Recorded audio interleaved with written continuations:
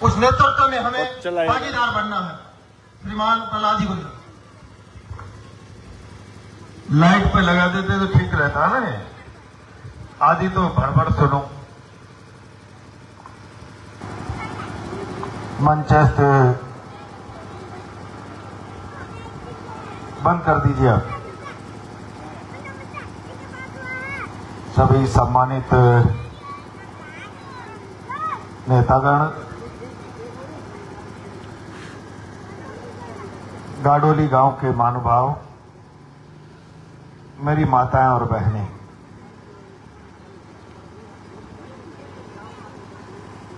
भाई अफसर मीणा ने बड़ा जोर का भाषण कर दिया।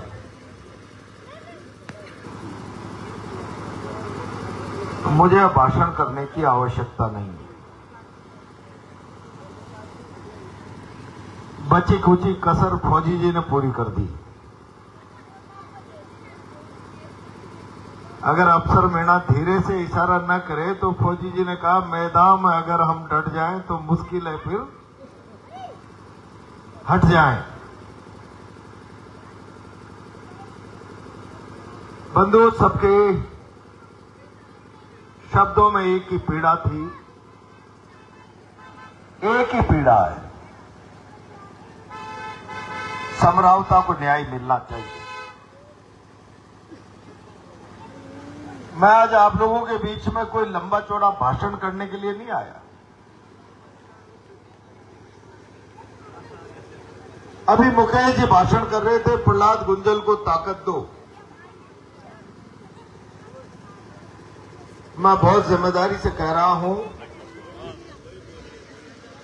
ये मुझे ताकत देने की जरूरत नहीं है। वे बैठ जाएंगे, आप इधर देखिए।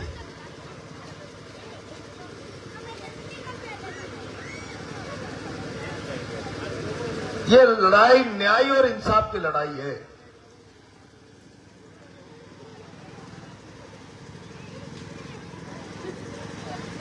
और समरावता के अंदर नरेश मीणा का हाथ एक अफसर पर उठ गया तो नरेश मीणा जेल में बंद है।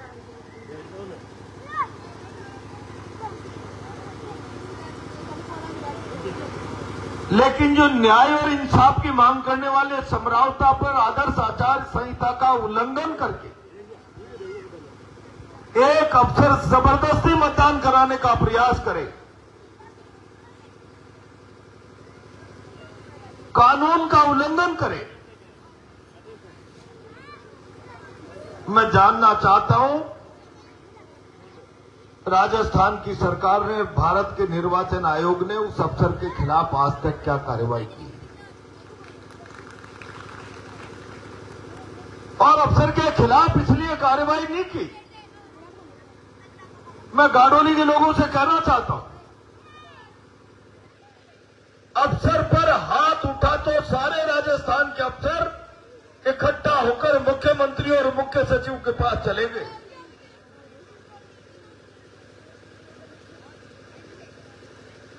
समरावता की बहन चित्रा मीणा का हाथ अगर एसडीएम पकड़ ले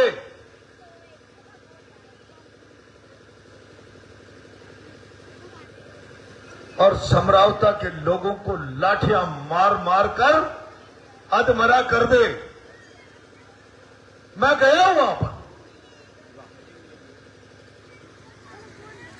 दहाड़े पार पार कर बहन बेटियां रो रो के कहती है, हाथ में चोट है दिखा सकते हैं, सिर में टाके हैं दिखा सकते हैं, ऐसी ऐसी चोट मारी है कि कैसे दिखा। अफसर पर बात आई तो अफसर इकट्ठा हो गया। अब समरावता के आम आदमी पर बात है पे लिख देना, टाइपिंग कर देना, तो कौन लड़ेगा उनके साथ न्याय और इंसाफ की लड़ाई?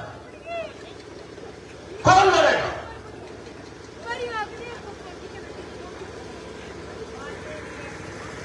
और जब अफसर के लिए अफसर खड़ा हो सकता है तो आम आदमी की लड़ाई के लिए आम आदमी को खड़ा होना पड़ेगा।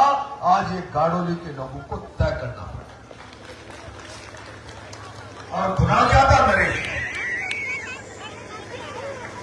मैं बहुत जिम्मेदारी से आज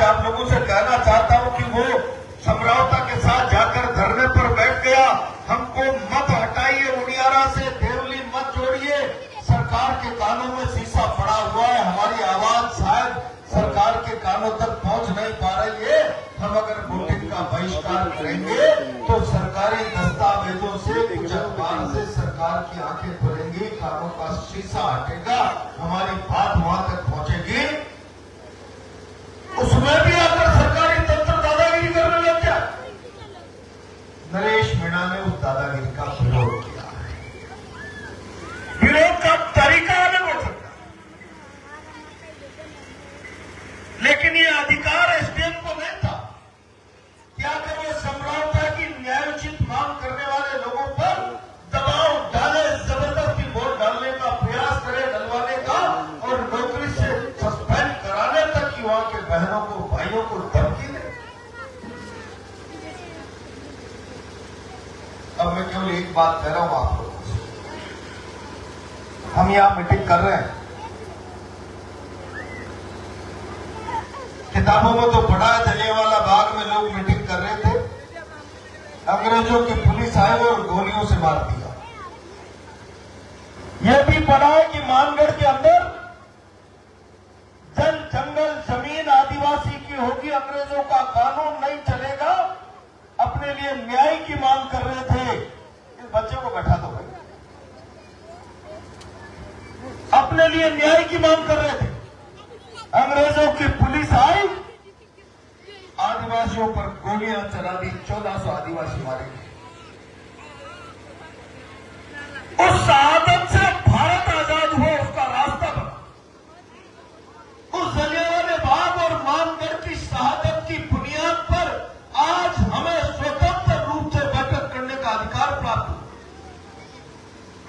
आजाद भारत में हमने ये नहीं सुना हम बैठक कर रहे होंगे, पुलिस आएगी, लाठियां चलाएगी, गोलियां चलाएगी, और केवल इतना नहीं, लोगों की प्रॉपर्टियों में आग लगा देगी, संपत्तियां सड़ा देगी। समझौता की घटना ने अंग्रेजों के राज की यादें ताजा कर दी, अंग्रेजों के राज की। अब मैं केवल इतना कहना चाहता हूं भाई, अगर आपके मन में इस बात का गुस्सा है, एसडीएम पर थप्पड़ मारने के जुर्म में 40 दिन से 50 लोग जेल में बंद है, नरेश अंदर है, तो समझौता पर जुल्म और ज्यादती करने वाले लोगों के साथ क्या कदम उठाया है? समझौता के गरीब लोगों की करोड़ों की प्रॉपर्टियों को जिस पुलिस ने स्वाह कर दिया, क्या एक्शन हो रहा है उनके खिलाफ? और इसलिए 29 तारीख को समझौता नगर फोर्ट की धरती से न्याय मांगेगा। मुझे भाई मुँह कर दूंगा, ये महीना मरने मुँह कर दूंगा भाई। समझौता के लोगों पर लाठियां गोलियां चलाने वालों के खिलाफ राजस्थान हाई कोर्ट के जज से जांच कराई जाए। मुँह लाकर मैं करवाई, एक एक व्यक्ति, गरीब आदमी मोटरसाइकिल लोन से ले लेगा, 29 तारीख कर जावा दो, एक एक व्यक्ति का साधन वाहन संपत्ति जरिए एक एक रुपए की भरपाई राजस्थान सरकार करे। क्या ये नहीं होना चाहिए? और फिर एक बात सुन लो भाई, कोई नहीं बोल रहा, प्रहलाद गुंजल बोल रहा है, ये सारे लोग कह रहे हैं, मैं इसलिए बोल रहा हूं कि आजकल जूते उठाकर नेता बन जाते हैं, जूते तोड़कर बनने वाले बहुत कम हैं। और जो जूते घिसकर नेता बनते हैं, 25 साल से जूते घिसकर काम कर रहा है नरेश। मैं तुम सारों लोगों को कह रहा हूं कि तुम मुझे एक दिन में नरेश बता दो बनाकर, एक दिन में। लेकिन अगर उस आवाज को ताकत नहीं दी जो समझौता के लिए न्याय और इंसाफ की बात, हक अधिकार की बात करते हुए जेल में बंद कर दी गई, और वो आवाज मर गई, तो तुम्हारे साथ न्याय और इंसाफ की आवाज मरेगी। तुम्हारा हक मरेगा, अधिकार मरेगा, इंसाफ मरेगा, न्याय मरेगा। और इसलिए मेरे हाथ मजबूत करने की जरूरत नहीं, अपने साथ न्याय और इंसाफ की आवाज को ताकत देने की आवश्यकता है। नरेश जैसी आवाजें अन्याय और अत्याचार के खिलाफ भड़कने वाली चिंगारियां बंद हो गई ना, तो आम आदमी के लिए आवाज उठाना बंद हो जाएगा। मैं पूछ रहा हूं आप लोगों से, अगर राजनीति का अंकुश ना हो तो कोई तहसीलदार, थानेदार, पटवारी, सिपाही बिना खून पिए आपका काम करता है क्या? अगर समाज में से विरोध की आवाजें, विरोध की बुलंद आवाजें बंद हो जाएंगी, उन्हें क्रश कर दिया जाएगा, खत्म कर दिया जाएगा सत्ता और शासन की ताकत से, तो उसका खामियाजा किसी को नहीं, जनता को भुगतना पड़ेगा।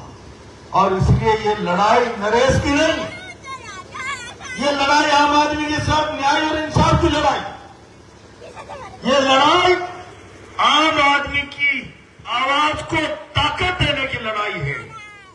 और ये लड़ाई समरावता को न्याय दिलाने की लड़ाई है। ये लड़ाई बेगुनाहों को जिन्हें जेल में डाल रखा है, इंसाफ दिलाने की लड़ाई है। अगर आपके मन में जरा सा भी कोने में ये दर्द जिंदा है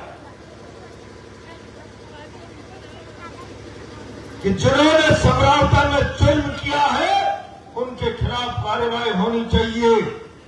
जिनके साथ अन्याय हुआ है, उन्हें न्याय मिलना चाहिए। तो मैं 29 तारीख को सब लोगों को नगर वोट आने का न्योता देने के लिए आया हूं। और इस लड़ाई में मैं आपको कोई दो तमंचे लाठी लेकर नहीं बुला रहा।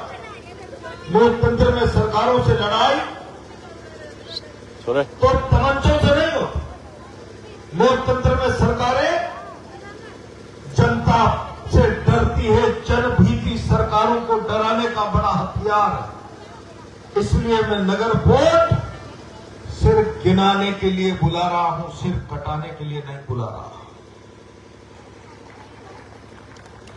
कितने लोग आएंगे? ये इतने से काम नहीं चलेगा। ये इतने लोग मिलकर अब 2 दिन बीच में है, घर घर पीले चावल बांट दो। ये लड़ाई समरावता के साथ न्याय की है।